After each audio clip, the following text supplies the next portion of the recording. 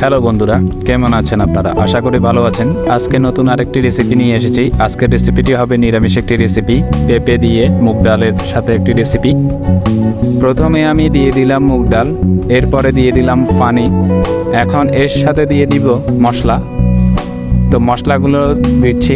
প্রথমে হলুদ দিয়ে দিলাম 1 চামচ, ধনে গুঁড়া দিলাম 1 চামচ, জিরা গুঁড়া দিলাম 2 চামচ, পরিমাণ মতো দিয়ে দিলাম লবণ। আর কাঁচা মরিচগুলো এভাবে কেটে নিয়েছি, আমি কোনো গুঁড়া মরিচ দিচ্ছি না। তো এভাবে একটু মিশিয়ে নিলাম, আগুনটা হাই করে দিলাম। এখন আমি দিয়ে দিব পেঁপে। তো পেঁপেগুলোকে এভাবে কেটেছি, তো দিয়ে দিলাম পেঁপে। তো এগুলাকে একটু ডুবিয়ে দিব পানির মধ্যে। তো এভাবে করে ডুবিয়ে দিতে হবে। ডুবিয়ে দেওয়া শেষ। এখন আমি ঢাকনা দিয়ে দিব। 5 মিনিট পরে আবার দেখব। তো 5 মিনিট পরে এরকম হয়েছে। তো আমি এর মধ্যে দিয়ে দিব আদাগুলোকে এভাবে থেতলে নিয়েছি। তো আদাগুলোকে মিশিয়ে নিচ্ছি।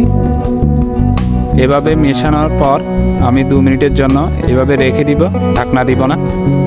তো আমি অন্য দিকে একটি পাত্র নিব, এখানে তেল দিতে হবে। তো আমি পাত্র নিলাম, কড়াই নিলাম। তো এর মধ্যে দিয়ে দিলাম একটু তেল, এর সাথে দিয়ে দিলাম 5 ফোড়ন। 5 ফোড়নগুলোকে একটু তেলের সাথে গরম করে নিলাম, একটু ভালো ব্রাউন আসতেছে। তো এগুলাকে আমি গরম হয়ে গেলে এখানে দিয়ে দিব। এখন দিয়ে দিচ্ছি।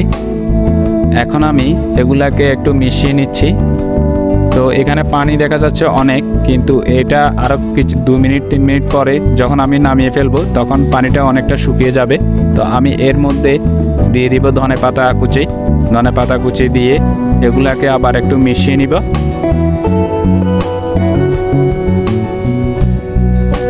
তো এভাবে মিশিয়ে নেওয়া হয়ে গেলে আমি ঢাকনা দিয়ে দিব। তো হয়ে যাবে আজকের তরকারি। এতটুকু ছিল আজকের ভিডিও। পরবর্তীতে আরও নতুন নতুন ভিডিও আসবে। আপনারা আমার চ্যানেলটিকে সাবস্ক্রাইব করে দেবেন। ধন্যবাদ সবাইকে।